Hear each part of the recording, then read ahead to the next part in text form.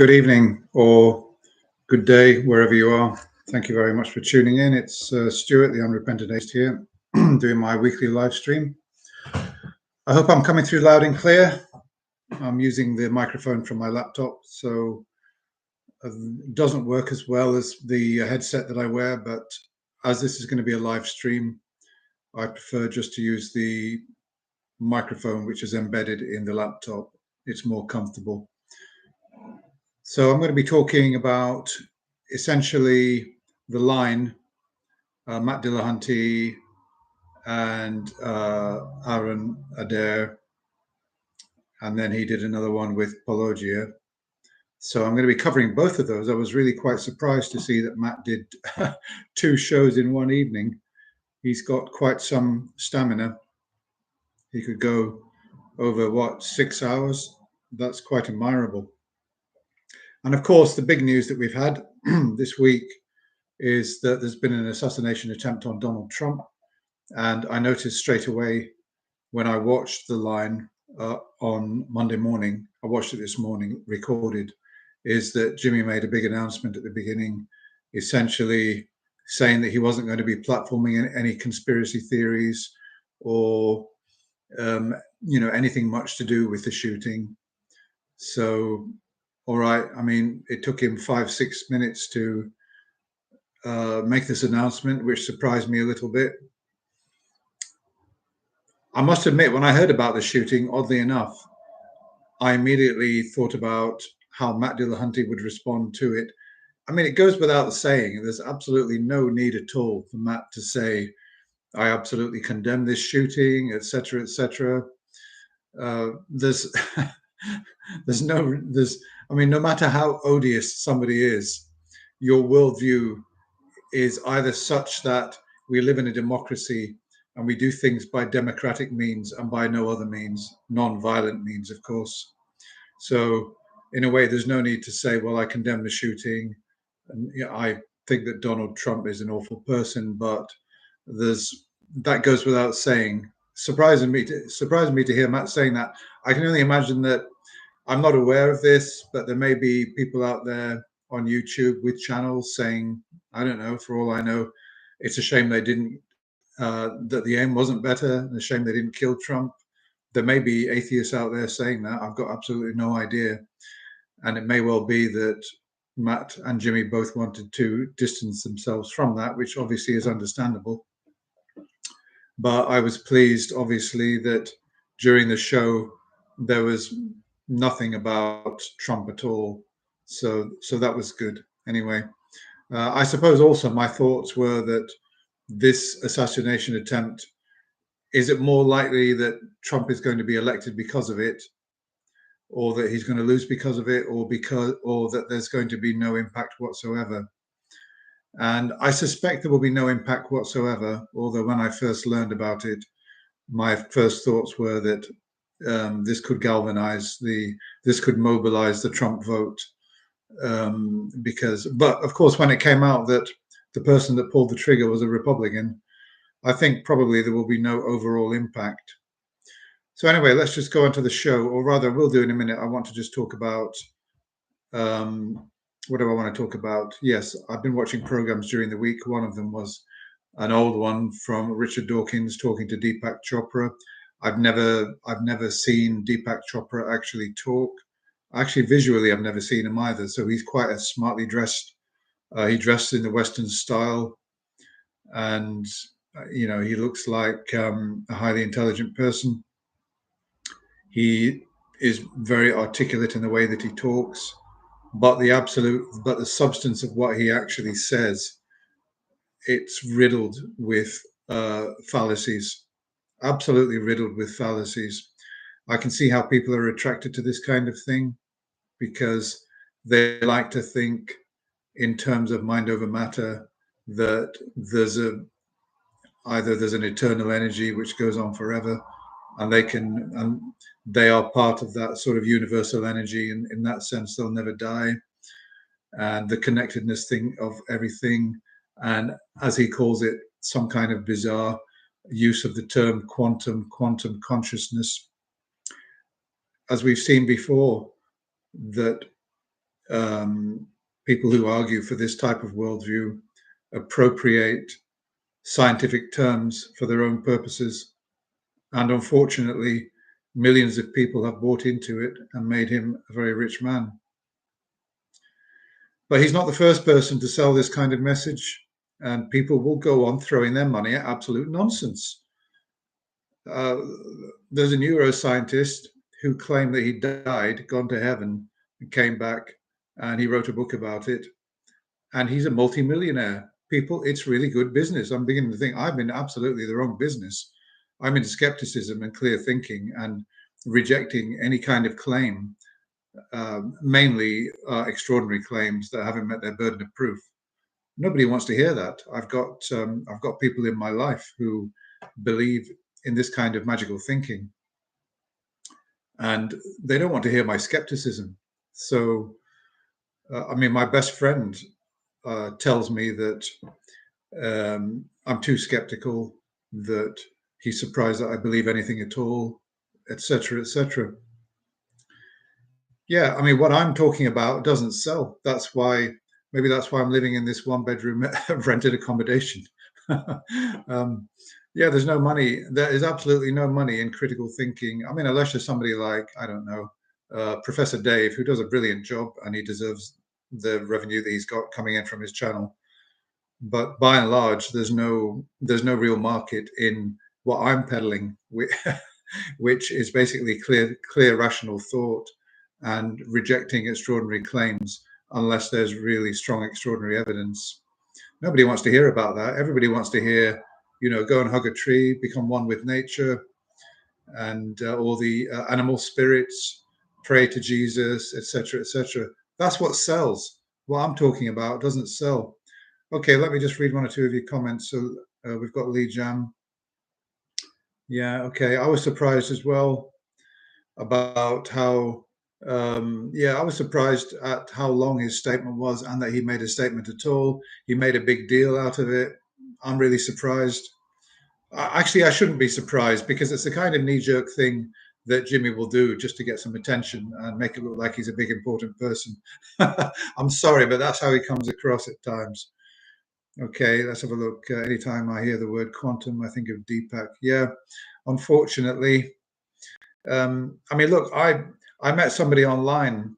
I mean, just actually via Facebook, I met some fairly interesting, what I thought was an interesting lady on Facebook, and we kind of traded a few ideas. We thought it might be worth having a conversation. Oh, that didn't last long when I did a video chat with her and found out that she's into Deepak Chopra and that she's writing a book based on what he teaches. Oh no, that didn't last long at all. I mean, once I found that out, um, I said that I was skeptical about Chopra's claims, and she lost interest in talking to me. No, nobody wants to hear what I've got to say and what Matt and other Alex O'Connor. We're ruining the party. We're ruining the party because people want to believe. People want to believe in these things. That's why it sells so well. Go onto Amazon and see what's selling.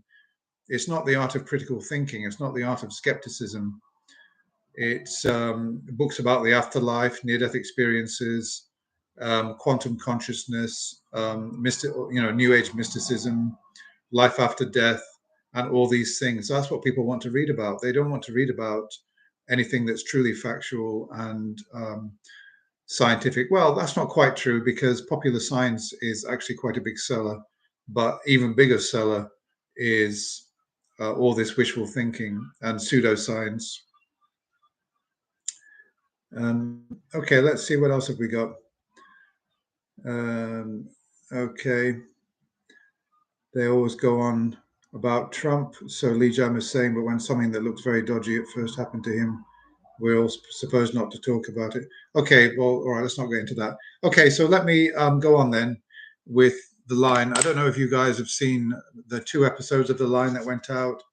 So there was the earlier one, and then there was the After Dark. I actually watched the After Dark one first. I don't know how that happened, but anyway, I've made notes in no particular order. So I'm just going to go through some of the calls that I thought were sort of interesting calls. So we had somebody by the name of Fox calling in, she, her, who had been resuscitated twice had some kind of accident or illness, and well, used quite weird language, saying, "I died then, I died, I died." I suppose when people say they died, they mean that their heart stopped. Uh, I mean, there's that level of death. I think they call that clinical death. And then, I don't know, there's sort of absolute death, when not only is your heart stopped, but your brain has been deprived of oxygen for, say, I don't know, at least half an hour, and it's absolutely irreversibly irrecoverable. And they've also failed to resuscitate you. And I suppose then you're definitively dead. There's absolutely no way you're coming back from that. So, okay, so he said, I presume that his heart stopped. They resuscitated him. And his point was that he'd had no near-death experience, meaning that, in his opinion, near-death experiences are bogus. They don't happen. Matt obviously picked up on that straight away and said, well, just because it didn't happen to you, it doesn't mean that it doesn't happen at all. I can't remember what analogy he used, but he used, somebody, just because I've never had an experience, it doesn't mean that other people haven't had those experiences. I mean, there might be somebody who will say, there's no such thing as true love because I've never experienced true love. Well, that's a fallacy, because just because you haven't experienced it, it doesn't follow that other people might that they haven't experienced it too. So Matt obviously identified that one straight away. And I think that some comments I would make on that, because I've looked into near-death experience phenomena quite a bit, and I've studied the big clinical trials, the AWARE studies 1 and 2, Sampania. I've looked into his work. The rest of it mainly seems to be very anecdotal. So if you find a near-death experience book out there on Amazon that's a big seller, it will be an NDE researcher who has questioned people who've claimed to have near-death experiences, and they will say, well, what happened to you? And they say, oh, well, I saw a bright light, a white light, and I had this beautiful feeling, and or whatever. And then I heard various things in the operating theater when I was supposed to be under anesthetic. So there are all these claims that are listed, that are laid out in a book on near-death experience. And I mean, of what value is that? It's just one big pile of anecdotes. It doesn't really. I mean, even where there are interesting claims like, oh, I saw the nurse mistakenly dab the surgeon's forehead with a rubber glove. I don't know, or something silly like that. And that actually happened. They told me, and she's never done that before. And I was floating in the ceiling, and I actually saw that. Okay, supposing that was in a book, how would you verify that that's actually happened? So for me, all of these books of near-death experience anecdotes are utterly worthless. The AWARE studies were interesting because they put a picture on the ceiling. So if somebody is floating around up there, then presumably they can say what this picture is, but it's never happened. The AWARE studies never produced anything remotely interesting. And out of, like several hundred who were resuscitated, there was only a handful that were remotely interesting, and even they really weren't interesting at all. So one thing I would say about near-death experiences is that, if several hundred people were resuscitated and only a few could remember anything at all, I would think that if near-death experience was a thing, and that when you're dying, when your heart stopped, you get this, whatever, you see a white light, or you glimpse Jesus, or whatever, or you find yourself floating. I would have thought that more than just a few people would claim to experience this. There would be many, many more reports from people who were being brought back from the dead, and there just aren't. So, okay, so let's move on to another call. Ashton called in. It was about a 25-minute call. They covered quite a lot, but essentially he's calling in to say that, he believes in the miracles which are in the Bible. Excuse me. Yeah, so he believes in the miracles that are in the Bible. And of course, Matt and Paul were asking why. Why do you believe the miracles in the Bible? And he is saying that, well, he gave a number of reasons. One is that there are witnesses. Okay, so the problem is with that is that it's not that there are witnesses. There's a big difference between there being witnesses and there being reports of witnesses. There's a distinction between the two, and one is a lot more credible and valuable than another. So if I've got several people here, credible people, say professional people, that are prepared to witness something that I did that's miraculous. Let's say I was able to levitate off the ground with a sack of potatoes in my arms. And I had these people who were prepared to sign a sworn statement that they saw this actually happen in the room. And they passed a broom handle underneath me to make sure there was no trickery or anything. That would be a lot more valuable than in a book there being a report that there were several witnesses of this event. So the latter is worth virtually nothing. The former does have some value, although in my opinion, with that kind of claim, I would still be inclined not to believe it because, well, I mean, for obvious reasons. As in fact they discussed later in the call, and I'm not sure whether Ashton conceded this or not, that if you take a claim of a miracle, if we've got a claim of a miracle, and we decide that what's the explanation for this, either the miracle really happened or somebody was mistaken or they lied, which is more likely. We'd have to go with the naturalistic explanation. And without really strong evidence, when it comes to supernatural claims or anything that's extraordinary, for me, anecdotal evidence is never going to be enough. Reports are never going to be enough. I'm going to need something more. It's like with this Indian guru, Sai Baba. I heard about him in the 90s.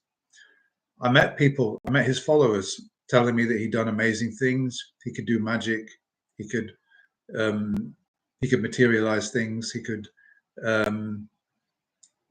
do all sorts of things. He could make a ball rise off the ground. And so I heard all these anecdotes, but for me, that wasn't enough. It wasn't enough. I don't know why they thought that. They told me that they actually witnessed it. And, I mean, they were sort of nice people and everything, but I just think that either they were mistaken or it was trickery or some kind of magic. It was more likely not that there's got to be a natural explanation behind it, but just simply that it's more probable that there's a natural explanation behind any extraordinary supernatural event or miracle type claim which is reported. The naturalistic explanation is always going to be more likely. So we need some kind of way of testing this scientifically, isolating it in a lab to test whether people can actually do this. Now, if I had the claim, for example, that, I don't know, say Peter can flip 20 cards over and he can predict the color of each and every single card to 100% degree of accuracy, that would be very impressive. That would be incredibly easy to test. You just get him into a lab, you provide the deck of cards, and you watch him do it. I mean, look, the odds of getting 20 in a row right are absolutely astronomical. I don't know what the odds are. I mean, I don't know how to work out the math, but it's big. So that would be an easy one to test. There are other miracle claims that are much harder to test, either because, a guru like Sai Baba, he's never going to come into a lab. He's never going to come into a lab and allow himself to be tested. And I don't believe that he ever did that, and most of them won't. And when we've seen, for example, James Randi did some fabulous work in the, I think, 70s and 80s or 90s, when we saw Uri Geller. In fact, I was only talking to my friend today about Uri Geller. And by the way, I haven't forgotten Ashton's call. We're talking about miracles and the principle of how to determine whether a miracle actually happened, or how to determine whether an extraordinary event actually happened. How to do that. And so coming on to Uri Geller, yeah, and you've got to get a scientific test. It's the only way to do it. And if people say to me, well, it can't be done under scientific conditions. He's not he won't allow himself to be tested like that. And I mean, my response to that will be that, well, then I'd have no good reason to believe in that claim. If you're saying it's untestable, why should I believe in an untestable claim? So, yeah, so with Uri Geller, I'm sure a lot of you people have seen that I think James Randi advised, I'm not sure, I can't remember who it was, a famous US show. It wasn't Letterman, was it? It was one of the others. He came onto his show and they provided all the spoons and forks and everything. And when Uri Geller was put on the spot, he didn't have his own props. And they said, well, go on then, show us what you can do. He said, well, hold on a minute, feeling like I'm under a lot of pressure here to perform. And, sometimes I've got the energy and it's not really happening for me right now. And I mean, it was obvious that he was a complete fraud, but he still went on to make a lot of money, and he made enough money to set himself up for life. And I was speaking to my friend today about him, and my friend didn't know that he was a complete charlatan. And because a lot of people still don't know that. All they do is remember Uri Geller was the man who could bend forks, he could do telekinesis, etc. And they never really saw him tested, and they just went on believing it. And I had to say to my friend, well, actually, he was on a show and it was a big fraud. So, okay, yeah. So the thing is about Ashton is saying that, yeah. So he was saying that the reason that the Jesus miracles happened, and maybe others didn't, others, I don't know, in other traditions or texts, is that he was giving several. Let's forget about the witnesses, because Matt knocked that one on the head. He said, obviously, these are reports of witnesses. Then Ashton said, well, people died believing that. And well, where's the evidence of that? Well, the church fathers wrote about it later on. And well, that's just part of church tradition.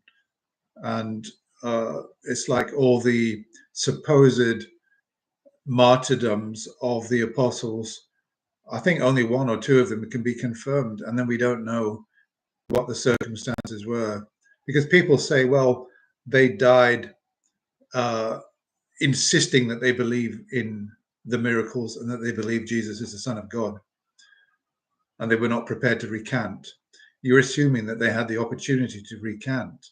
Do you think that if there was an order out to capture Christians and put them to death, that they would be put in a position where they could say, right, if you recant and deny Christianity, you can live. You have to sign this document. And, if you go back on it, and if we ever hear you going back on it, you'll be put to death. So there's no evidence that any of that opportunity ever happened. Okay, so that's the problem, really, with Ashton's position. He's giving these texts, the Gospels, the letters of Paul, and the writings of the church fathers, the early church tradition. He's giving these texts more authority than they're actually due. He's accepting the claims in them as actual truth.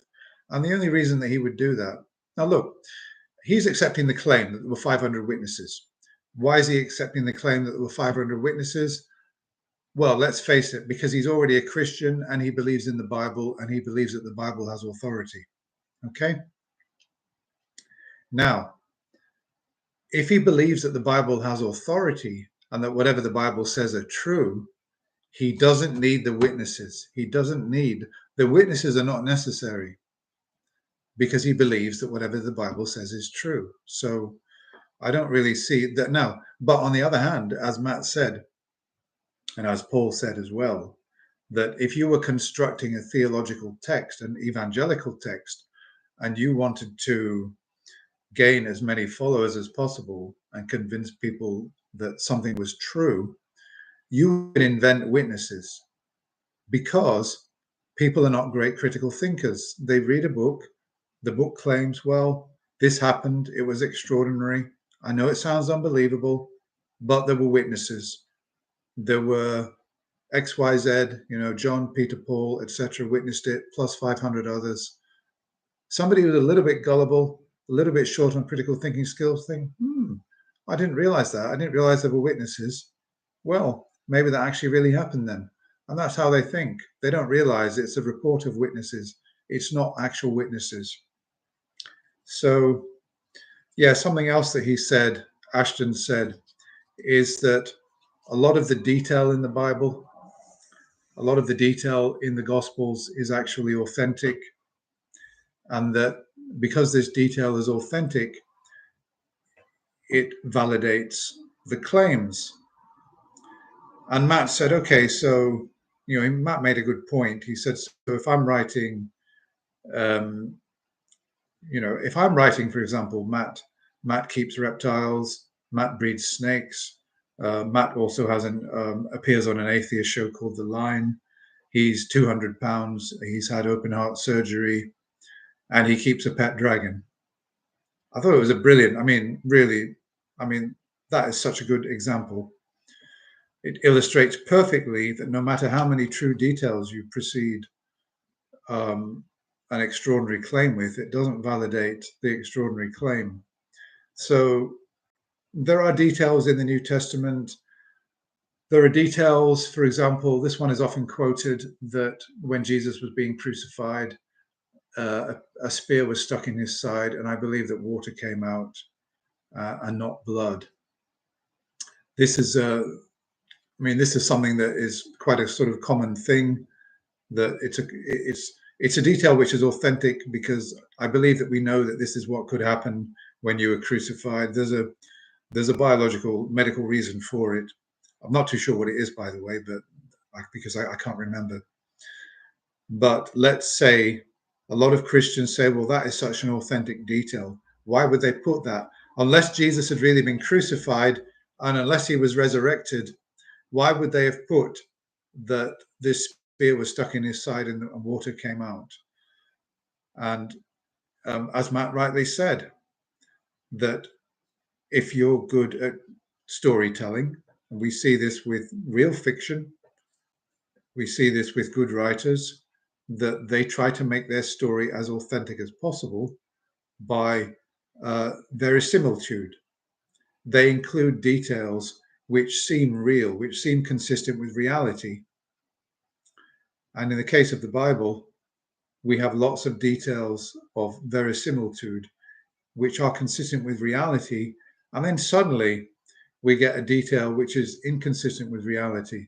But because we've had all these other seemingly convincing details, people start to think, well, that all seems very authentic. Therefore, the resurrection, if they're going to tell the truth about that, maybe they told the truth about the resurrection. Maybe the resurrection really happened. And that's one of the reasons why over the centuries, people have believed in Christianity, because unless you've got your head screwed on properly and you're reading a narrative like that, you can get easily sucked into it and persuaded by it. And that's why it's been so successful. I kind of understand that because I grew up in that culture and I read the Gospels myself as a young person. And I'm not saying it all seemed very plausible, but it seemed all plausible until miracles and resurrections start happening. But because you've got all these details, you think, well, actually, maybe that did happen. So I can see how people would believe, because they haven't gone that extra step in their critical thinking. So yeah, I can see how people can be taken in by Christianity. As for Islam, I can't see how anybody can be taken in by that. But anyway, that's another. I don't want to get into Islam. Okay, so some really good points came out of this discussion. I hope that there were plenty of Christians watching, thinking, well, actually, yeah.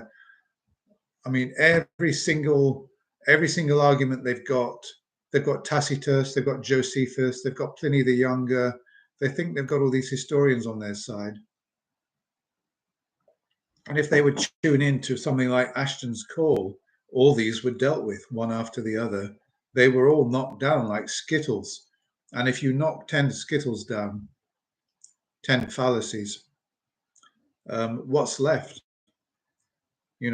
Just a straight surface. There's nothing left. But somehow people, despite having their fallacies knocked down, they kind of go around in circles. They spin themselves around in circles and say, yeah, but it seems strange that, so many people believe it and it survived. And, we've got the majority of the world, is Christian and etc. We've got all the traditions. And why would so many people believe it if it's not true? And yeah, so people, once they've had all their fallacies knocked down, they will then retreat to sort of arguments from incredulity or ad populum. So it's really difficult to deal with, but you've got to keep knocking these things down. Okay, so what else did he say? Again, he mentioned that there was geographic evidence. He cites all this so-called evidence, but none of it, even if true, like geographic evidence. Okay, so Jesus, the Sermon on the Mount, they know, I don't know, they seem to know where the mount was, which mount it was, and that somehow, and then it says in the Bible, Jesus came down the mountain. Oh yeah, this is about the leper, the healing of the leper. He came down the mountain after the Sermon on the Mount, and he healed the leper. So he's saying, okay, well, we know there's this mount. We know there's this mount where Jesus preached, and then he came down this mount, and he healed the leper. And that just because we know where this mount is, it means that everything else in the narrative is true, including the healing of the leper. So, as Paul said, Paulogia, that there's a lot of special pleading in the way that he's accepting a lot of this, because there are other traditions, there are other religions that he won't accept where there are extraordinary claims. He's special pleading on his own religion. Okay, let me just have a look at one or two of your comments. Just a moment, please.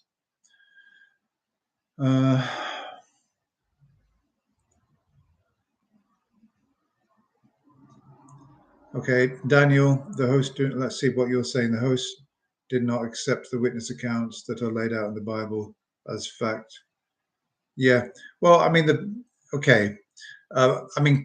that something is a fact is different from it being a fact. That's critical thinking 101, isn't it? So I wouldn't say that Ashton made reliable assertions. He didn't make reliable assertions.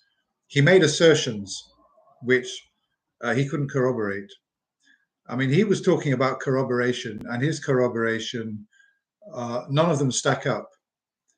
Absolutely none of them stack up, because they're all based on claims. Like, there were these 500 people. There were the apostles that were prepared to die. They wouldn't have been prepared to die if they hadn't actually seen Jesus rise from the dead. So we've got what he thinks is corroboration, and it isn't. And he's also saying that, well, one set of claims in the Gospels is corroborated by another.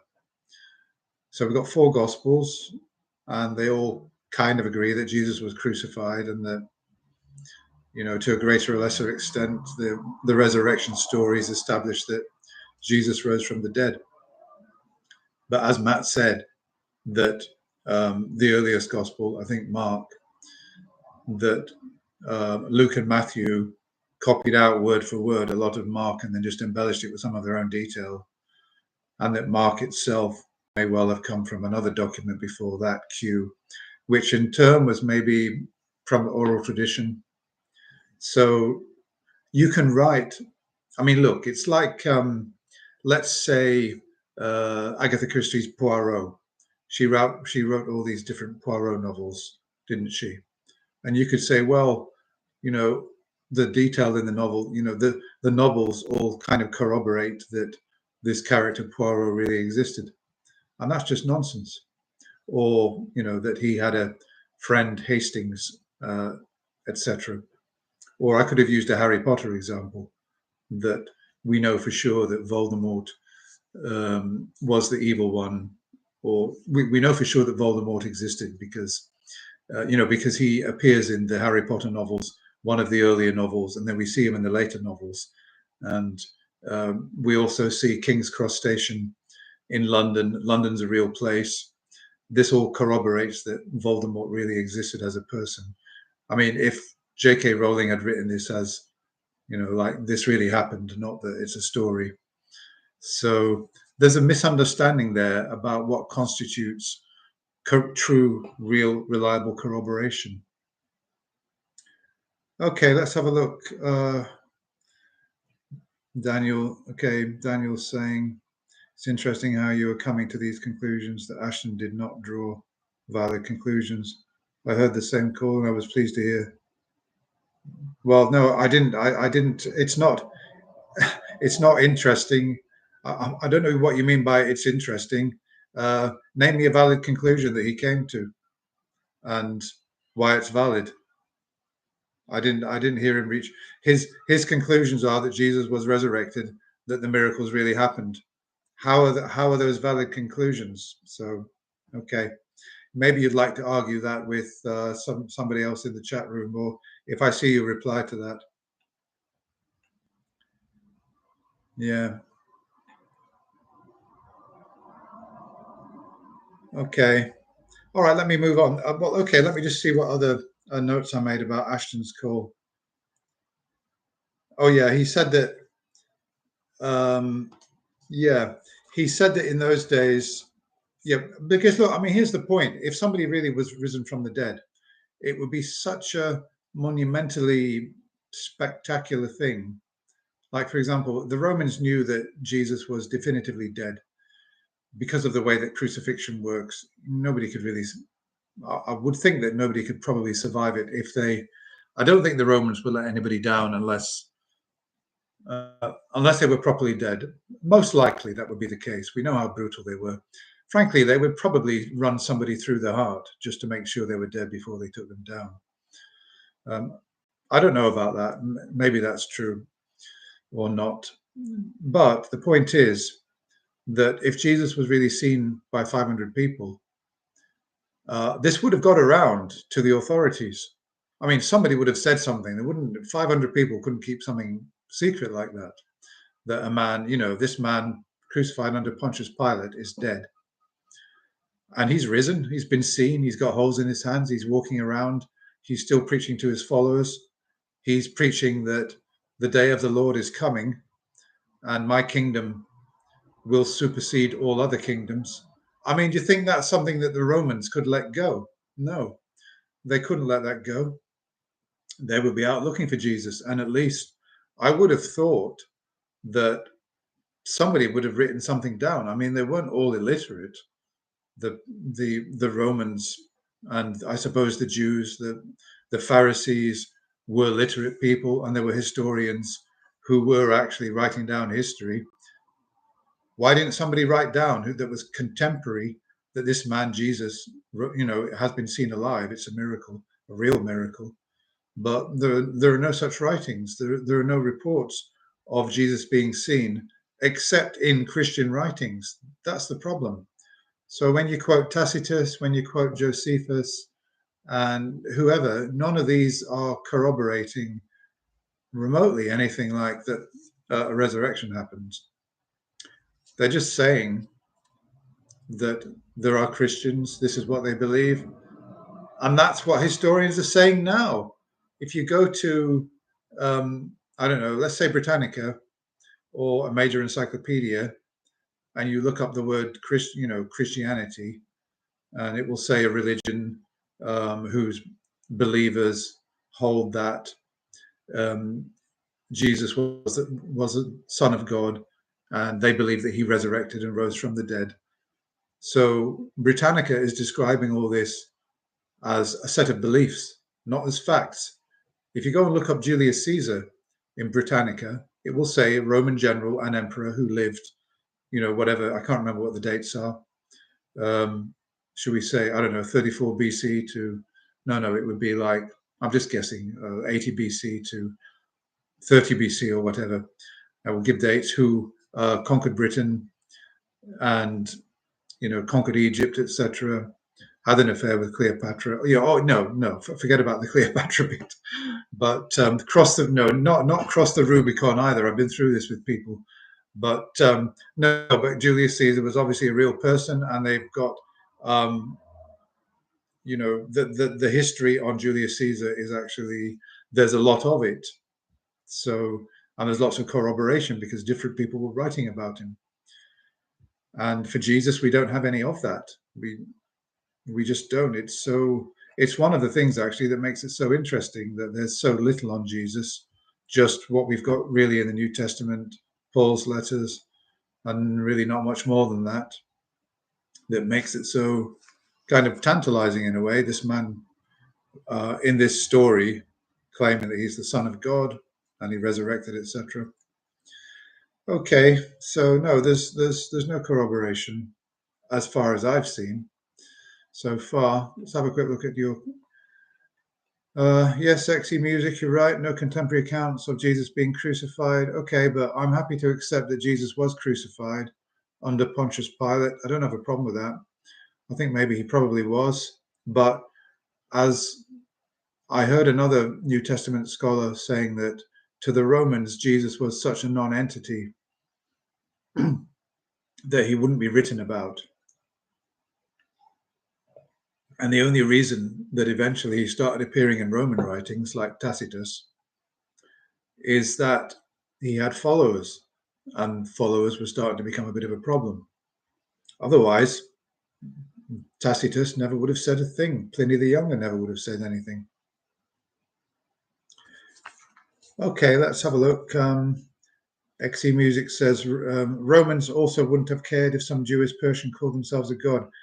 Is that true though? Because for Romans, Caesar, the emperor, was like a god. I think, wasn't he? I think that the Caesars were regarded as gods. Correct me if I'm wrong. So, if you're claiming that you're a god, the god, that would be a challenge to Roman authority. So I don't know whether that's true. Obviously, the Pharisees had a problem with Jesus claiming that he was divine for obvious reasons. They had a good little business going with their religion, and they didn't want somebody coming in, stepping on their toes. So I think the Jews, the Jewish hierarchy probably had a bigger problem with Jesus calling himself a god, if he ever did call himself that. Okay, yeah. Let's have a look, Daniel. The problem is that the Bible has a negative view by many people because it doesn't teach a popular message. Well, come on.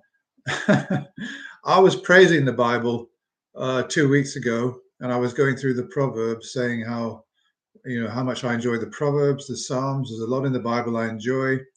I enjoy some of the Jesus parables and stories, and mostly Jesus' morality is fairly sound.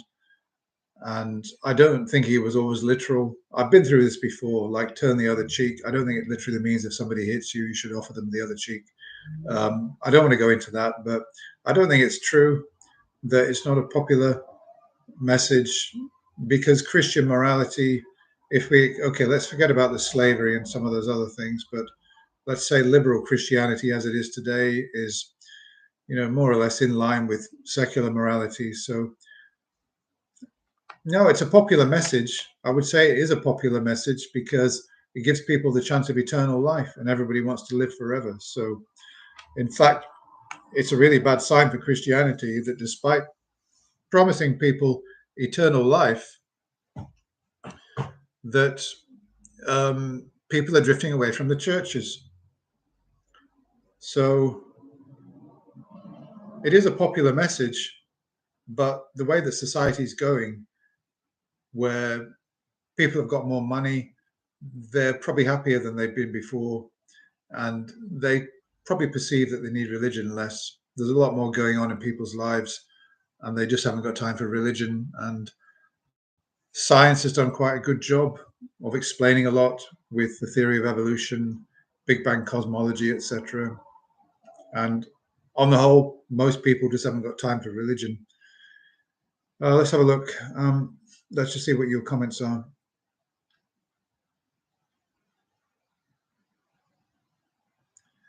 Daniel says, you literally need to be prepared to lay down your life for Jesus.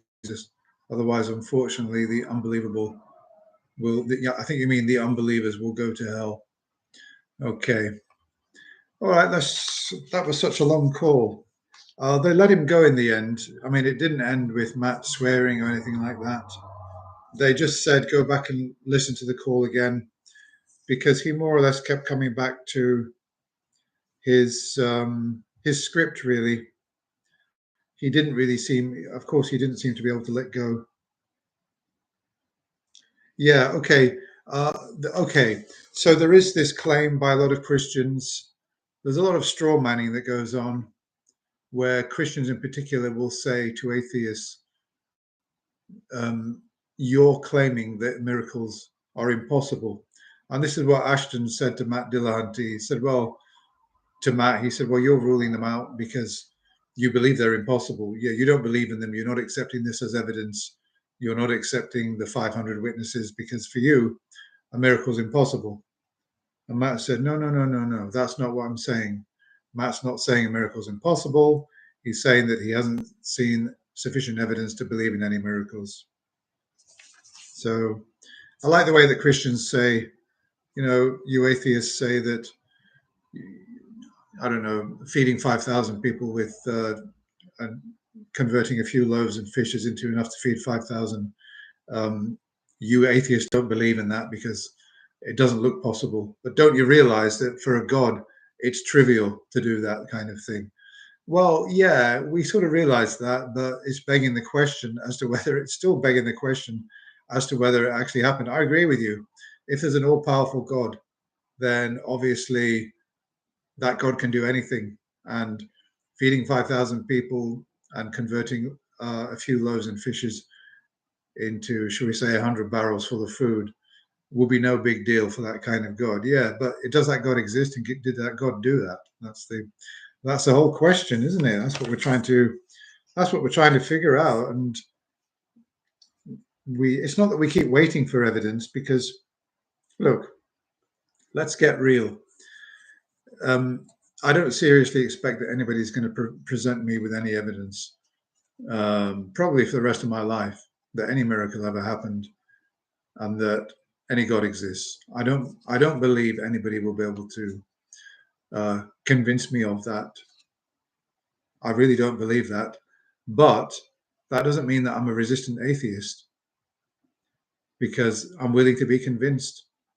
And all I can say to all you Christians out there, if you believe in your God, pray to your God that I might be convinced either by a personal experience, a vision, a dream, or some means that will convince me that there is a God and that Jesus is my Savior.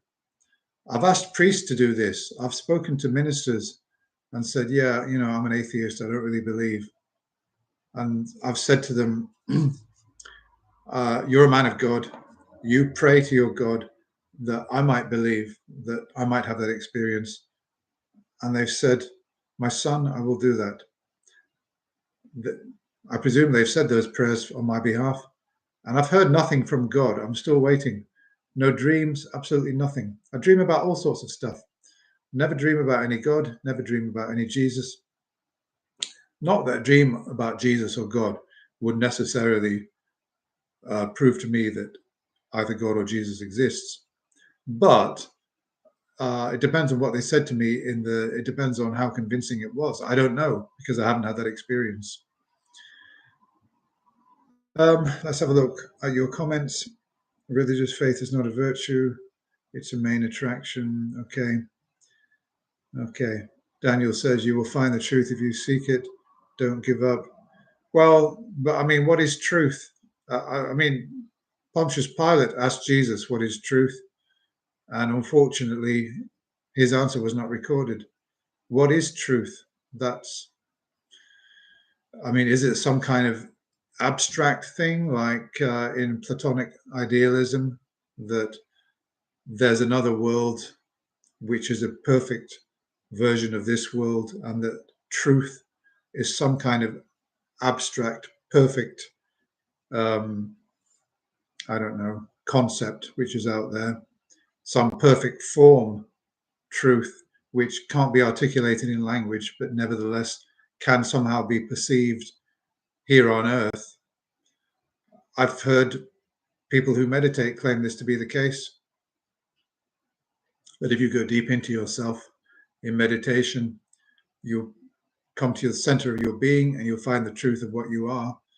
Is that the kind of truth that you mean? Somehow I think probably not. I think what you probably mean is the truth of the existence of God and that Jesus is the Savior. Okay, well, I'll keep waiting. Truth equals what is. Okay, well, uh, I think that I'm fairly aware of, what is. I think that for me, what is just simply reality as it is. What else can be said about that? And that I hope that I perceive reality as it is. And if that's the case, then I suppose I'm in possession of the truth. Okay. Okay, I think I'll move on now from. Let me just cross that out because otherwise I'll come back to it not realizing that. Sorry. Let me just scribble it all out. Oh yeah, he did. Oh, okay, sorry. I've just seen something. So you know about Lourdes? I think it's in France, isn't it? Some kind of place where people make a pilgrimage, some kind of church where I don't know, people go and they claim to get healed because Ashton said that. Who is it? Maurice Monroe or somebody, a handicapped woman, went to Lourdes and said some prayers and apparently was healed. This claim about miracles today, yeah, because Matt said, why aren't miracles happening today? And he said, well, they are. And well, yeah, of course, we had a miracle recently confirmed by the Roman Catholic Church. I think it was a healing miracle where they decided that from the medical facts that they had, that it wasn't reasonable to conclude that anything other than a miracle was responsible for this person getting better. Was that really a miracle? That wouldn't convince me that it was a miracle because I don't know the exact case, but no matter how amazing a recovery seems, we've seen amazing recoveries happen. We've seen stage 4 cancer turned around, and I don't know the circumstances of this, but I mean the modern miracles and the Roman Catholic Church claim that there are still miracles, but nobody else is convinced. just the religious, just Christians are convinced that these are actually real healing miracles. Yeah, the healing miracles are really, in a way, kind of sad and laughable at the same time. But I think a lot of them are fakes, and the rest of them, people just get better on their own, or they've been embellished, and I don't really believe in them anyway. Of course I don't. All right, so I've scribbled that out. Spent a long time on that one, didn't I? Okay. But I think the main thing is that people put a lot of faith in the Bible, and no matter what you say, although you've got to keep saying it, and you've got to keep pointing out that, for example, we don't know there were 500 witnesses. That's just a claim. Is that because people already believe that the Bible is true, and there are people who've said that nothing could convince me that Jesus is not the Savior. No. Yeah. So if somebody, that's a closed mind, because I could conceive of being convinced that a God exists and that Jesus is my Savior. I can conceive that that is a possibility. I could be convinced of that. And yet there are Christians who go around saying that nothing could convince them. In that case, it's not worth talking to those people, is it? Okay, so AJ called in asking, yeah, so when Matt was a Christian, how did he come to terms and how did he explain away certain things in the Bible, like slavery, for example? And he said the way he did it was the way a lot of people who now call in also do it. So that if something in the Bible doesn't resonate with your own morality, the morality that you've picked up from your parents, and the morality maybe that you've picked up, what you thought you picked up from the Bible, if it doesn't resonate with that, if it seems to contradict it, like, for example, the apparent validation of the practice of slavery in the Bible, how would you account for that? So the question was to Matt, how would you account for some of these immoral acts of God in the Bible? And Matt said the same as people say now, that God knows better, that the morality that I've learned, I'm just a human being, but God is the ultimate master of all morality, and that if God is commanding somebody to go out and kill his son, or laying down regulations for slavery, or commanding one tribe to destroy another, that you can't question God. You can't question God's decisions, God's will, and the way that God does things, because God is the ultimate source of all wisdom. There's nobody wiser than God. And so this is where people say, Christians say, God works in mysterious ways, because they usually say that when there is some kind of dissonance in what the Bible is saying or what God has reportedly done and their own morality. Yeah, God works in mysterious ways. We've heard that so many times. You know, why did that child have to die? 2 years old. Well, God works in mysterious ways. Why was it that child's time?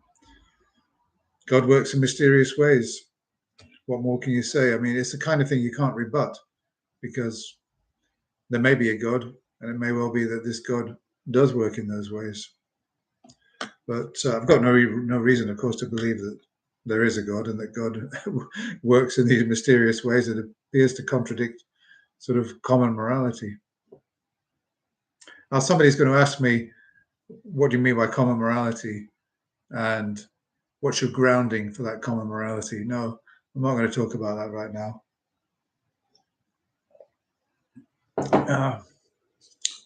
Okay, let's just have a look at one or two of your comments. Mike Wagner's just come into the, how do you pronounce that, Mike? Is it Wagner as in the composer, or is it Wagner as in Lindsay Wagner, the lovely Lindsay Wagner from the $6 Million Man, who is still lovely? I saw a picture of her recently with Lee Majors. Beautiful lady, still a beautiful lady. I'm crazy about her, but that's another thing. She was my one of my idols from when I was a teenager in the 70s. Yeah. So what is it? Is it Wagner as in the composer, or Wagner as in Lindsay Wagner or Robert Wagner? Well, okay, that's irrelevant. Okay, let me move on. So let's see. Michael Bell, you came to an atheist channel to preach. Okay, yeah, okay, all right. So Christians come onto these channels to preach. Now look, you wouldn't be a Christian if you weren't out there preaching, would you? So you can't really blame Christians for coming onto atheist channels, trying to get a conversion, or trying to preach. And I think that a lot of Christians out there, they don't really care too much whether their preaching results in a conversion or not, because they're doing the Lord's work as laid out in the Bible. Become fishers of men, as Jesus said in the Bible. So don't be surprised to see Christians coming into chat rooms, atheist channels, etc., and preaching. I mean, that's what Christians are supposed to do. And the church service I attended recently, where the minister was saying, look, guys, we're going down the drain. There's going to be no church left if we don't do something. And it says in the New Testament, be fishers of men, go out there, preach the word. And I'm asking the congregation to do that, because if we don't turn this around, there won't be a church pretty soon. So yeah, don't be surprised if people. Okay, so it's Mike Wagner then. Yeah, I thought it probably was. Okay, that's fine. Of course, Wagner is the German pronunciation. Yeah, I had a feeling it was Wagner. Yeah, actually, music. Yeah, I agree with you. It's a lazy preaching on your computer. Yeah, well, respect. I've got some kind of respect for those who go out onto the streets and stand there all day preaching the word. It takes some dedication to do that, and I can only imagine they're getting some kind of fulfillment out of doing it and doing the Lord's work, as it were. And actually, I've seen one or two street preachers, and I've enjoyed watching them. There's a guy who stands on a crate uh, in the city nearby on a a very busy shopping street. And I've actually sat down and listened to him, and I admire his energy. I admire the energy he's got for trying to convince people. I've got a lot of respect for that, even if obviously I don't think there's any substance behind what he's claiming. And it all seems to be along the lines of um, you people are going about quite happily with your money and shopping. You're going into these shops, you're pleasing yourself, you're enjoying your pleasures. You're only thinking about your own pleasures now. But what are you going to say when you die and you come before your Maker? How are you going to explain to the living Jesus that you were too busy shopping, enjoying ice cream, enjoying lunches in nice cafes, and buying fancy goods? How are you going to explain that you were doing that and you were not doing the Lord's work? What are you going to say, and what do you think is going to happen to you? Yeah, well, that's the way the preaching normally goes, and at least it's direct and it's to the point, and it is a warning. And because people are passing by preachers, obviously, you go straight to the selling point. You don't do the wishy-washy stuff and tell the whole story of Jesus. You go straight to the main point. If you don't look after your soul now while you are here on earth, then you're going to have to pay the price for all eternity. So, yeah, I mean, I don't agree with what they're saying. I mean, I don't believe in any of their claims, but I've got some respect for the fact that they get out there. I've got more respect for those people than keyboard preachers. Yeah, so I don't know. Maybe Mike Wagner goes out there and stands on a crate and does his preaching. Maybe that's the case. Okay, well, I've been going just over an hour, and okay, all right. So where was I? Oh yes, AJ. Yeah. So that call didn't go on for too long, but yeah, Matt was saying that he realized that the way the world works, that and the way that the Bible is articulated, that there couldn't be a good God behind all this. There couldn't be a good God behind the Bible, or it was unlikely. I don't think Matt tends to articulate certainties. So it didn't seem to him that there was a good God behind the Bible, and that if there is a God, there's no good God behind reality as it is, with all the suffering that goes on and everything else. And I think the reality that we live in is consistent with one in which there is no transcendent reality, and there is no God, at least that there is no thinking agent, there is no God that loves us, etc., etc. I think that the level of suffering in the world is just so extreme. It makes it so highly unlikely, and the amount of injustice in the world is so extreme that it's I just can't. It's not. I'm not incredulous about it, but it seems that it's not consistent with there being a loving God. I know there are arguments, the free will argument, and as I can't remember who it was who said that we don't live in a toy world, we live in a real world where there are real consequences. And that's how God set it up. And it had to be that way. Because if there are no real consequences, then we can just do what we want. We can believe what we want. And there's no such thing as virtue. There's no such thing as sin. And so we had to live in a real world with real consequences. So yeah, I get that, but there are other things that happen in the world which um, really are not consistent with that as well. So okay, so let me move on. So Ryan called in. Yeah. Oh yeah. Okay. So Ryan called in. I think he's an atheist, to say that he wanted to know what kind of feedback Matt has had from people who have deconstructed or deconverted, and what sort of strategies does he use to kind of help people out of religion. And so Matt was saying, well, there are two things. There is the silver bullet, where you might make one point that really cuts straight through to somebody and resonates with them, and they could almost become an atheist overnight.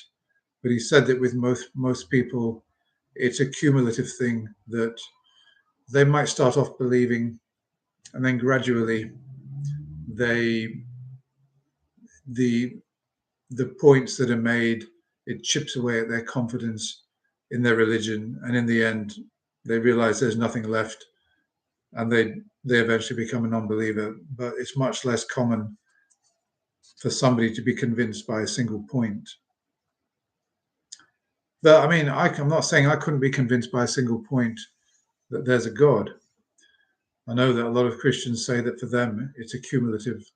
In addition to it being, what bolsters their faith is a preponderance of evidence, a sort of a cumulative case. I could potentially be convinced by one thing, and as I said, that could be an experience, a vision, or something like that. So anyway, if there's any God up there, and if there's any Jesus that wants me to accept Jesus as my savior, that's what it's going to take. Some real big experience, or some incredibly convincing piece of evidence. Otherwise, I might as well just go and believe in any other religion if I'm going to accept Christianity on the basis of the way that how I observe most Christians accepting it. Why not accept another religion? So no, I'll have to wait for that big experience, I suppose, or some amazing evidence for one of the religions being true. Okay, let's have a look. Let's have a look at. So XE Music says the problem with Christians on atheist channels is most atheists left the faith due to a closer study of the Bible than most Christians have.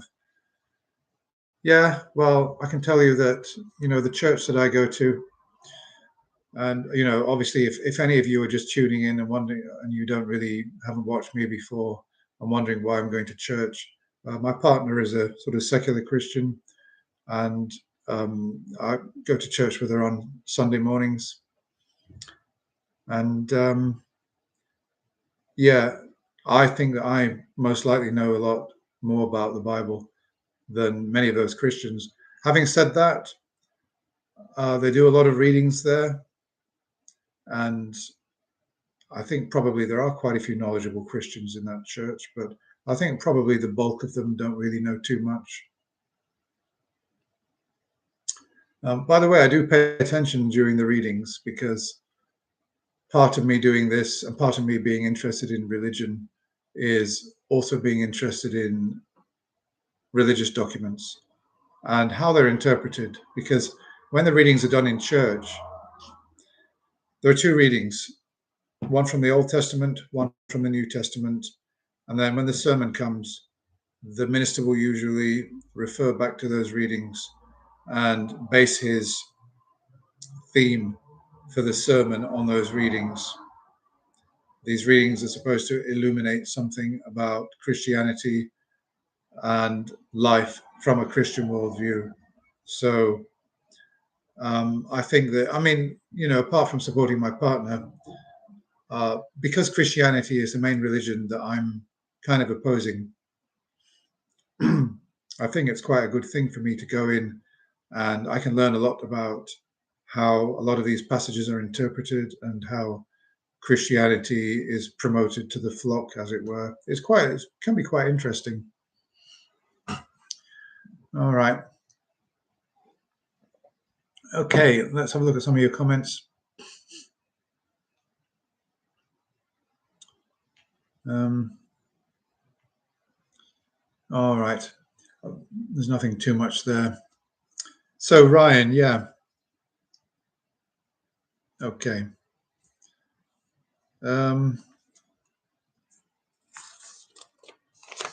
Let's have a look. Let me just score that out. If you just bear with me a moment while I cross all this out so that I know that I've done it.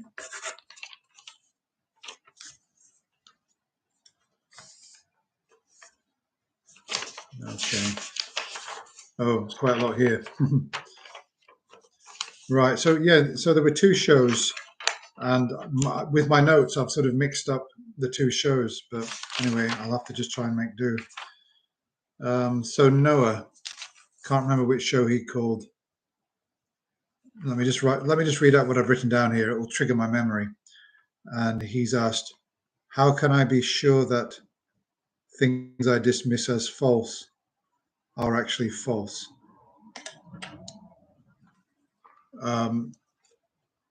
Okay. Okay. Yeah, I think I remember this. Oh, right. Yeah. Okay. I think Noah might have been the one who was calling in to say that, yeah, he was concerned that, you could be too skeptical. I've heard this argument. I mean, my friend is a conspiracy theorist. He says that I'm too skeptical. And actually, he compares me with, he said, "Oh, I've got a brother who's just like you. He never really accepts anything." I think his brother's probably quite a sensible person. I'd like to meet him. I think that it's not a case that he doesn't accept anything. It's that he's got quite high standards, as I have, for accepting claims, particularly extraordinary claims. So, I mean, it's not a case of, yeah, he says, how can you've got to sort of analyze the question. How can I be sure that things I dismiss as false? Okay. So the question is, what I would say is, what kind of things are you dismissing as false? Because unless something is demonstrably untrue, I tend not to dismiss it. So I don't dismiss the resurrection. I don't dismiss the miracles. I don't dismiss God. I don't dismiss that there were 500 witnesses that saw Jesus when he came back from the dead. So it's not a case of you don't have to dismiss things. You can sort of keep an open mind about them. There's not a requirement to dismiss something and keep it as pending. Suspend your belief in it until there's sufficient evidence to warrant belief. So the way he's phrased that question there, it's almost sort of like he's unnecessarily dismissing things. So you can just hang a question mark on them, as Bertrand Russell said. Yeah, hang a question mark on doubtful things. But I mean, the question, how can I be sure that things I dismiss as false are actually false? Well, if you can't falsify these things, then you don't know that they're false, and you can't be sure that they are false. And I think that Matt made that point. He probably made it a lot more efficiently than I did. And he said that Noah's worried about missing out on true things. And yeah, I've heard this argument that, I mean, in fact, as my friend says, he says, "Stuart, there's a lot out there that we don't know." Now, you've heard all this. I'm sure that all you guys out there, you've heard this too.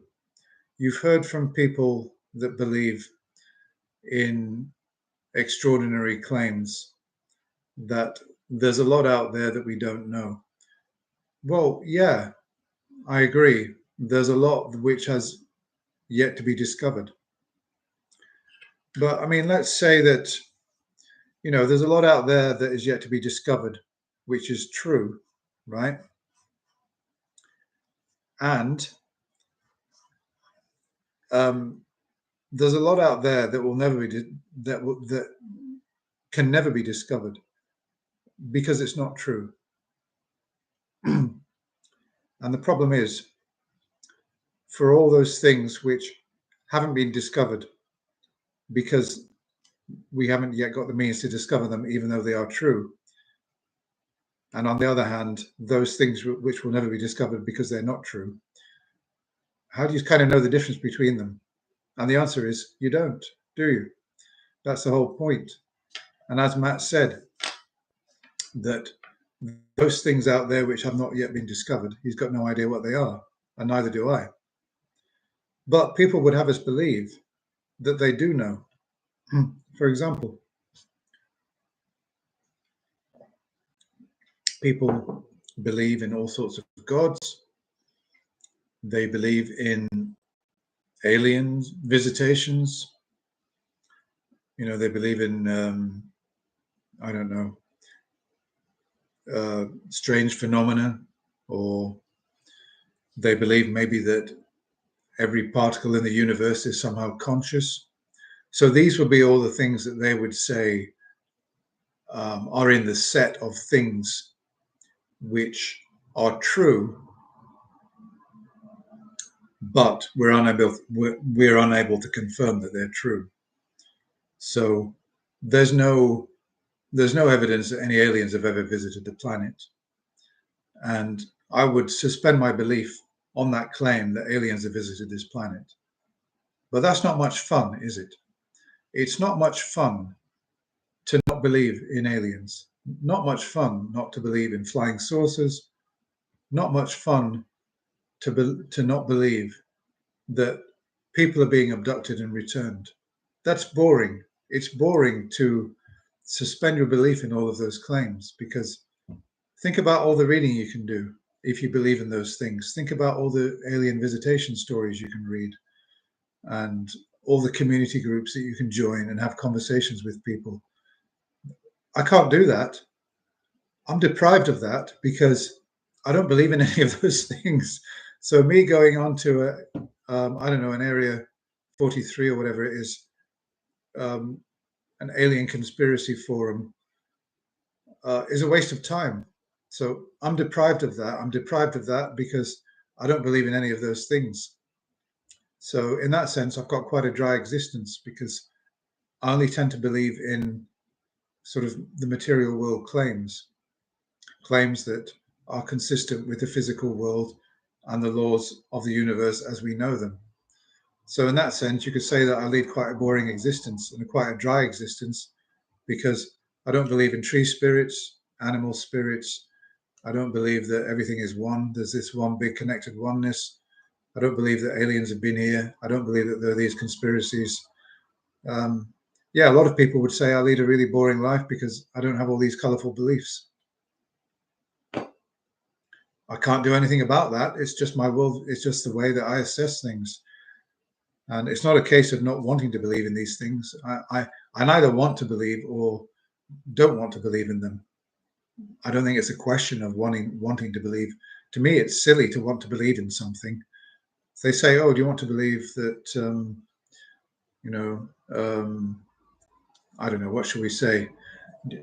Would you like to believe that President Trump has got the interests of the average working Americans at heart? Would I like to believe that? Yes. Well, I suppose in that case, yeah. I mean, that is a case where I would like to believe that, but it would be a delusion, because there seems to be evidence to the contrary, that when Trump was in power, he didn't really do much for the people on low wages. He didn't really help them very much. So that would be a delusion. Do I want to believe in aliens visiting the planet? I neither want to believe. I would like to believe what's true. That's the thing. I mean, that's the whole point. Yeah, the same with Trump. I want to believe what's true. I don't find any particular belief attractive enough to have a positive desire to hold that belief, to the extent that I would be prepared to ignore contradictory evidence. So that's the whole thing. Yeah, I want to believe what's true. So not Marcus. No, coming to Marcus next. Noah, he's afraid he's missing out on true beliefs. Okay, well, you could do this. You could accept every claim that you ever hear, right? Now, for example, you could accept the claim that aliens visit the Earth, and you could accept lots of other. Let's say that you accept 100 extraordinary claims, miracle claims, resurrection claims, healing claims, etc., and that aliens visit the Earth. 9/11 is an inside job. Chemtrails, the whole lot. You just take the whole lot on board. Well, I suppose it's like a big net. You've got this big net, and you're going to throw it into the water, and you're going to throw in the net that's got the smallest mesh, and you're going to pull up absolutely everything. You're going to pull up not only the fish that you need, let's call them the real truths, but you're going to pull up all the shellfish and all the little tiny little shrimps and all the fry that nobody can do anything with. Let's call those the untruths. So you're going to have the whole lot. You're going to get stuck with a whole lot when all you really want to have are the prime fish. That's the problem.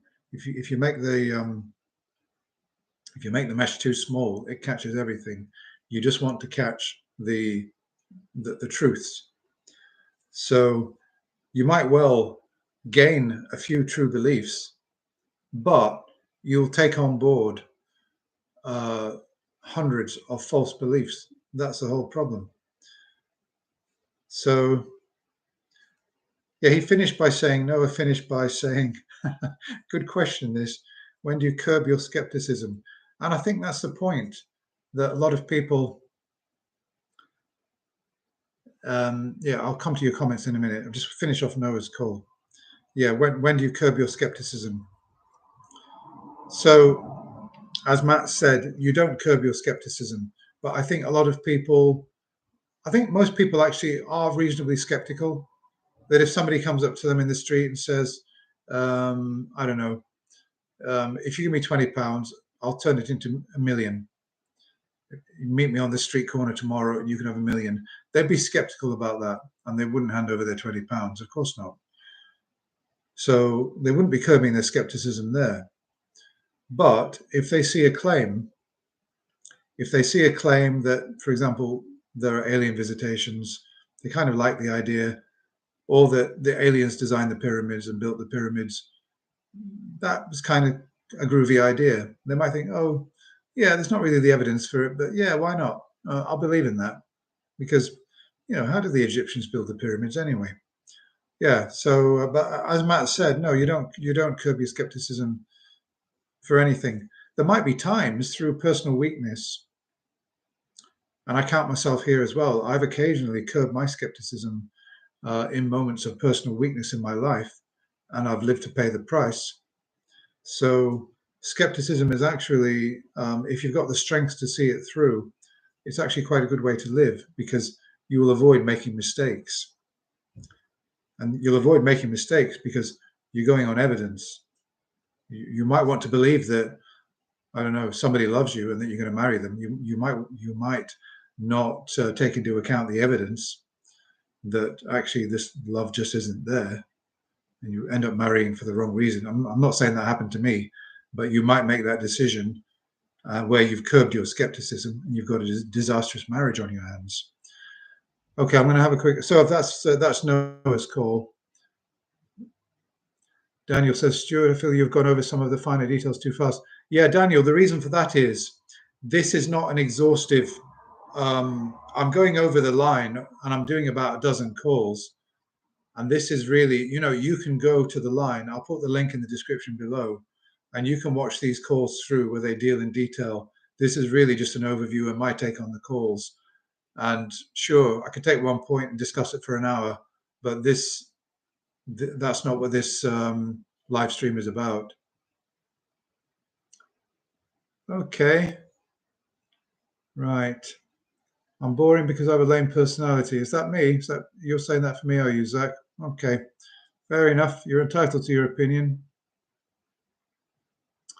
US Navy pilot seeing the same off the coast of California. I've looked into this. Look, I don't want to get into this, but I mean, I've looked into the video. There's a video of apparently a thing moving around. The Navy have actually said that they have never filmed anything which defies the laws of physics, and I mean, this has all been debunked. So I don't want to get into that.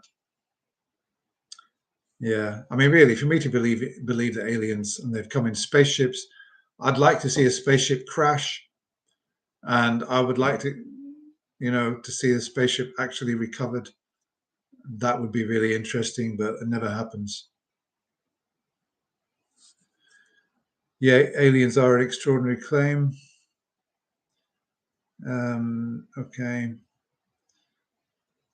Sorry, I'm just going through the comments. Just bear with me a second. Okay. Yeah, it's amazing in a way that they gave that time to the US Congress, that US Congress actually entertained that, because I mean, I think the private feeling of the Navy or the Army or the Navy was that it's not worth spending time on the alien claims. Okay, so Marcus called in. I think this was quite a big call, actually. Yeah. Oh, yeah. This was a big call. I think Marcus might have been somebody who was claiming that he was an atheist. I remember there was one caller who came on saying he was claiming he was an atheist, and I always get a bit skeptical about that when people say, I used to be an atheist, but it usually means, well, you should listen to me now because I'm a skeptical person. So I don't know. Yeah. So okay. So he's saying that his belief in God, he believes in God, that quantum physics and consciousness as such does not fit in with materialistic determinism. Yeah. And that, okay, yeah. He said that he had spent years in science studying at a deep level quantum mechanics, quantum this and that, and all the different sciences, all the natural sciences, and he said it shook his atheism, and he spent years studying this. And I listened to the whole call, and if he spent years studying this, he had very little of any substance which demonstrated that he really has got a grasp of any of the science. But yet the call went on for quite a long time. Okay, so what did he say? Yeah, Matt asked him, okay, well, let's start at the beginning. What are the characteristics of your God? And he said, well, it would have to be made up. It's not made up of anything in the universe. It would have to be made, the God would have to be made of something which is outside of the universe. And it would have to be a conscious being.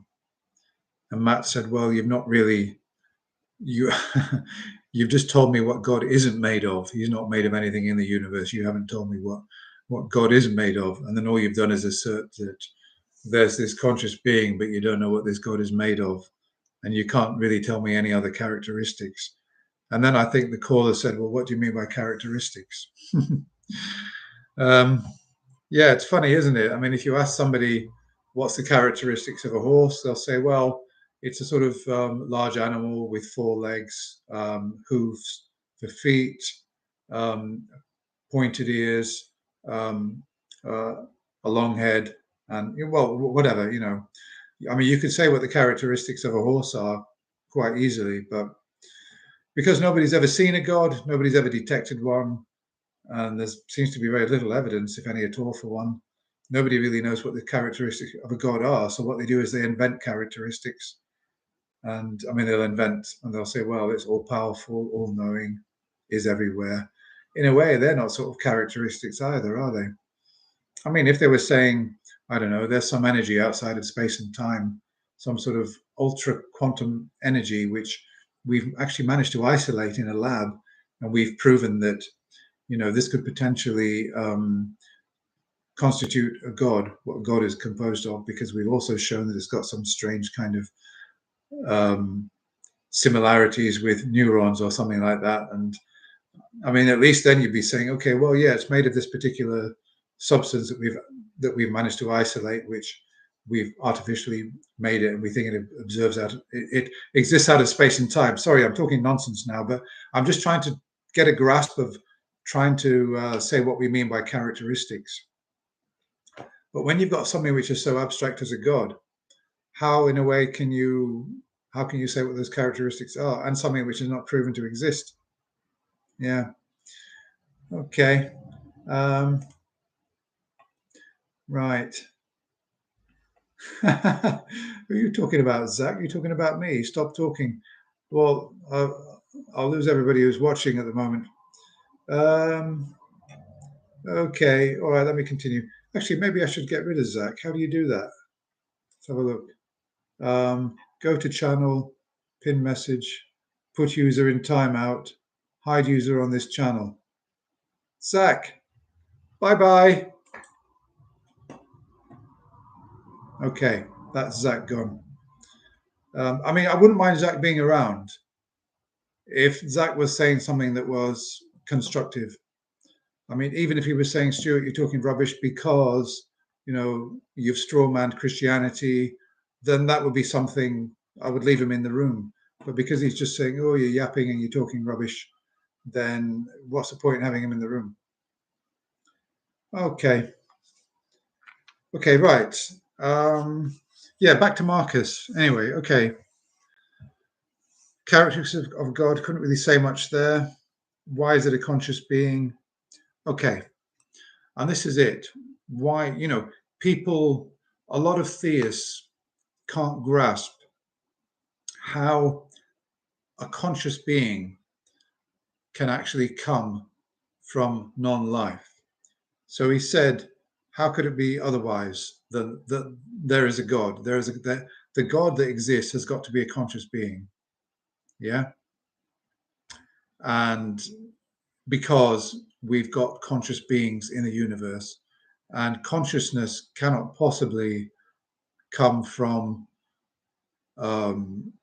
inanimate matter or just non-life, effectively non-conscious matter. So life only comes from life. We've observed this. Consciousness can only come from consciousness. And then the call started going a little bit wrong, because then he started complaining, oh, you're not letting me finish, when Matt just really wanted him to clarify.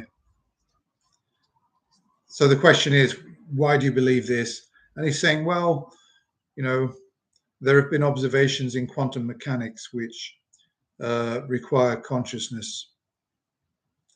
And then Aaron Adair came in at this point and said, well, that's not true, because there are things going on in quantum mechanics at a quantum level with the way that particles interact, electrons and protons and everything.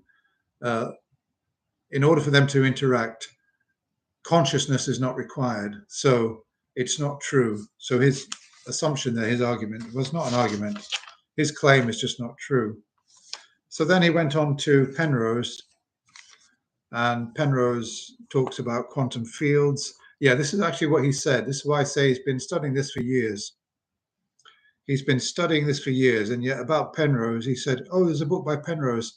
Oh, I can't remember what it's called. It's about quantum fields or something like that. And this is somebody who's claimed he's been doing a deep study of quantum physics for years. And Penrose, and he can't even remember what the book's called or what specifically it is about quantum fields, which entails that a God must exist. And that he suspects there has to be something more, that there must be something more. And this is, again, a lot of people have got a hunch. A lot of people possibly believe because they suspect that there is something more. That there couldn't, all this couldn't have just come out of nothing, come out of chance. They suspect there must be something more to it. And when they see all these mysterious things, which, let's face it, with quantum physics and the double slit experiment, the observer effect, there's a lot of something can both be a particle and a wave, photons, etc. That, you know, something can be two things at the same time in physics, then it looks a bit bizarre and weird and sort of mysterious, and that somehow that validates belief in extraordinary supernatural things. That because, as Mr. Adair said, that because quantum mechanics and quantum physics is mysterious, and is real, it means that this other thing which is mysterious is also real.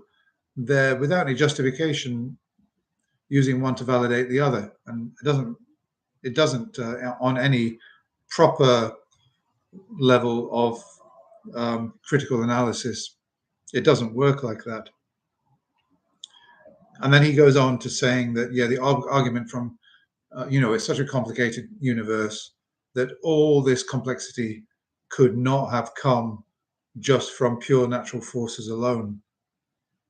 Now, when he said that, Matt just jumped on him straight away and said, well, that's a classic argument from incredulity. Then things really start going downhill. Then he said, look, guys, it's the first time I've called in, and you've got to realize I'm a bit nervous and I probably haven't expressed myself very well. I mean, this is somebody who's been talking for 25 minutes. And because he's not made a good case, he's now saying it's because he's nervous and he hasn't put across his case well. You know what he's doing? He's leaving the door open.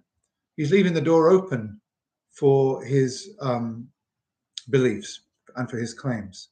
He's saying, well, okay, I've not made a good case, or at least I've not communicated my case well enough to convince you, but it is all true. And I'm feeling nervous. So he's going to leave the door open. And in reality, all the rebuttals that Matt and Mr. Adair put across were actually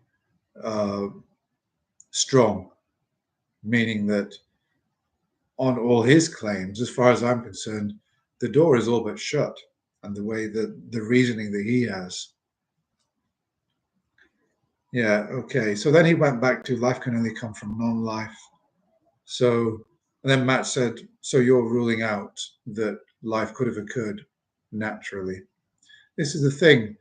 A lot of Christians will rule out that life could have actually happened by natural forces alone. And yet they then will say, well, you're ruling out that God could have created the universe. No, I don't rule that out.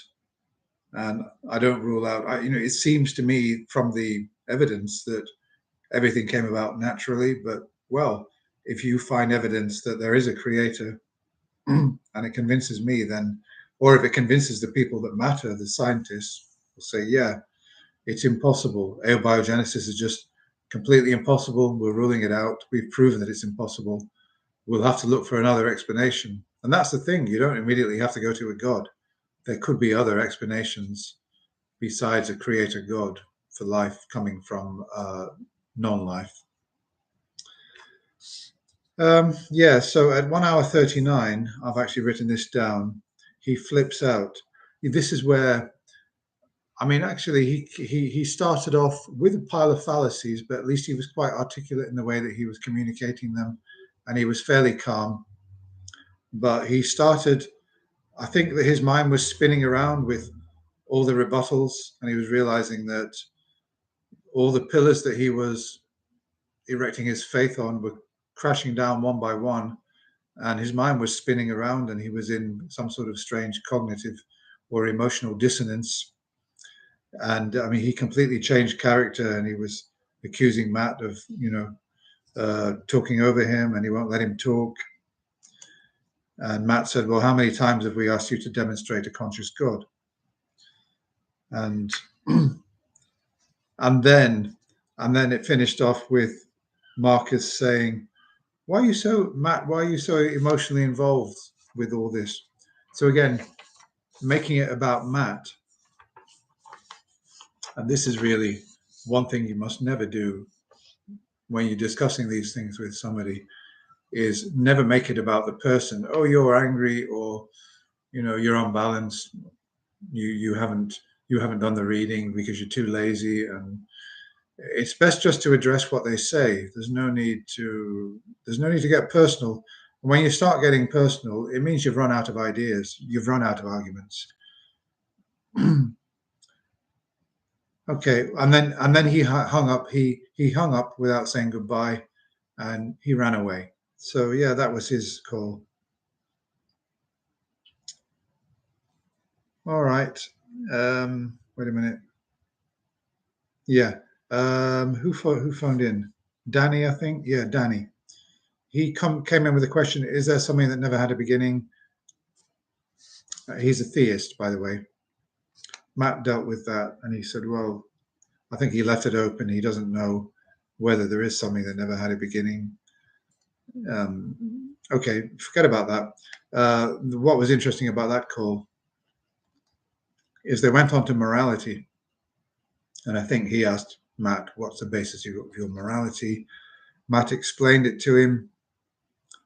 And then Danny said, well, no, Matt said, do you really think that if there isn't a God, or if it's proven there isn't a God, that all those Christians out there will suddenly go around doing horrible things, immoral things? And Danny said, well, you need a God, otherwise. And he said, he needs a God, otherwise he would go out and do something outrageous. Well, we've seen this said before. And Matt said, okay, Danny, I'm going to let you go because I don't want you to say anything that you might regret. And, that's quite a serious thing that you've said there. I'm going to let you go. And yeah, they just let him go. Because, yeah, that's quite disturbing that there are Christians out there who are saying that they're only basically doing moral things because they think there's a God. Otherwise, we had somebody on before saying that if it was proven there wasn't a God, he would go out and kill people because there's no profit in not killing people, which I thought was just completely off the charts in terms of any kind of point to make. It's not a good ad for Christians, but let's face it, not every Christian is going to say that. Okay, I think something. I think I've been through the whole lot. I can't believe it. I've done all of them. Yeah, I really have. That's not bad. Inside 2 hours as well. Okay, well, I'll keep this going for about another 5 minutes. If you've got any questions you want to ask me, I'll just have a quick look through. I'll have a look through your comments, see if I can see anything worth commenting on. Just bear with me a moment.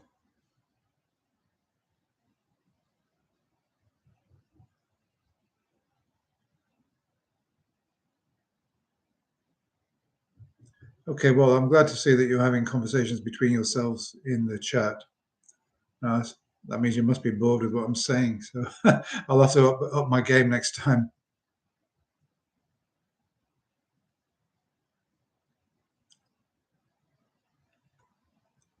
Well, Jeremiah 20 vs 9, I'm not too sure what you're asking. Do I agree with what?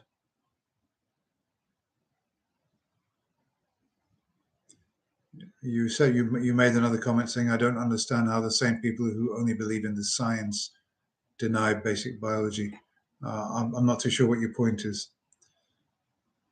I mean, I generally agree with Matt on most things. Obviously, I've raised some questions about the way that he handles some of the calls. Today, I thought he handled the calls fairly well. There was only one. I think there was only one where he got really angry with somebody. I think it was Marcus, and it was probably justified. There was a call last week which I thought he went a bit too far, where he was essentially somebody had made a mistake, and I made a video about it. Somebody had said, "Oh, you're punching down on me," and then Matt said, "Well, instead of complaining about how you're being treated, you should answer the questions. Instead of saying that instead of saying that I'm punching down on you, you should answer the questions." And the caller said, "Oh, I never said that." And Matt said, "Oh, you literally just said it." And then now people are nervous when they call into these shows. and it's quite possible somebody could say something and forget it very quickly. It's possible. It's entirely possible, because he fairly quickly retracted and said, "Oh yeah, sorry, I didn't. I did say that," but he immediately denied it, and then he retracted and said, "Oh yeah, I did say that." And Matt, in my opinion, went a bit too far in saying, "Why did you lie? You know, why did you tell that lie?" You know, I mean, the guy's admitted that he's made a mistake. It's not necessarily a lie in the sense that it's not a deliberately deceptive lie. He may have forgotten in the moment. It's a lie in the sense that it was untrue, but that's a bit different from saying I wouldn't use these highly charged words. I wouldn't accuse anybody of being a liar on the show in those circumstances. I would just say, if he said, "Oh, I never said that," I would say, "No, that's not true, because you literally just said it honestly 10 seconds ago.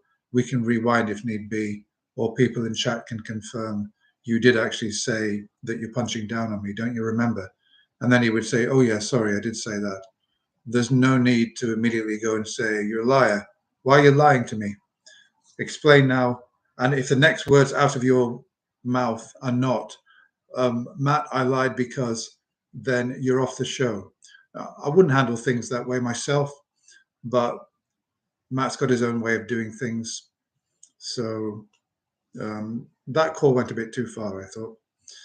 Okay, let's see what else you're commenting on. Yeah.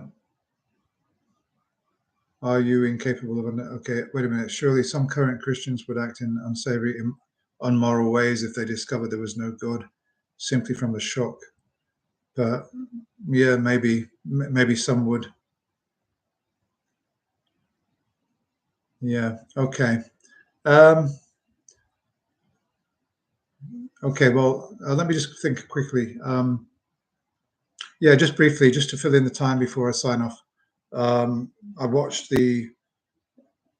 Richard Dawkins talking with the old Archbishop of Canterbury, Rowan Williams, from some years ago, and I mean to review this properly, but it seemed to me that Rowan Williams was using the kind of argument in a more sophisticated way that a lot of callers are, and in a way he was using the same rationale that, what was his name? Was it Marcus or was it Noah? I can't remember. Was using, that he doesn't see how consciousness could come from non-life. That he asked Dawkins, what is consciousness grounded in? This is a big thing with Christians, that everything has ultimately got to be grounded in something. And philosophy can't really solve that one at the moment. Philosophy can't solve that one, but religion can, by positing an unmoved mover, something that everything can be grounded on. If you trace all the causes back, you come to an uncaused cause. It's got to be that way, because we, as they claim, we can't have an infinite regress. And Rowan Williams seemed to be appealing to this. Yeah, what are you grounding consciousness in? And what I would ground consciousness in is biology, because it seems to be an emergent property of the brain. And then, of course, you start asking the question, well, what's the brain grounded in? And then eventually you will come back to, what is the first self-replicating cell grounded in? Yeah, it's argument from causation going all the way back.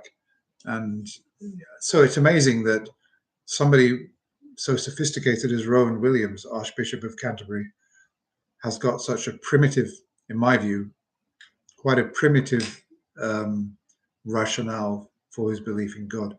I know he's got other reasons, but I didn't think that Dawkins handled that question terribly well, but that's another thing. Okay, guys, look, you know something, it's 10 to 1 here in the UK, and I think I'm probably going to sign off and go to bed. So I'd like to thank all of you for tuning in and watching. Thanks for supporting my channel, and I will get off now. I wish you all have a good day if you're just starting your day, or if you're middle way through the day, have a good rest of day. And if you've stayed up in Europe to watch this, then I'll say good night to you. So Anyway, ciao, bon nuit.